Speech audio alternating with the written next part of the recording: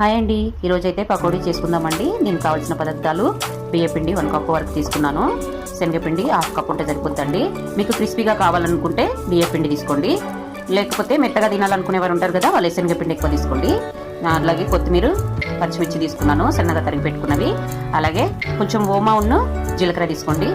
మనకు కావాల్సిన ఉప్పు, కారము, కొంచెం కారం వేసుకుంటే సరిపోతుందండి, ఎక్కువ అవసరం లేదు.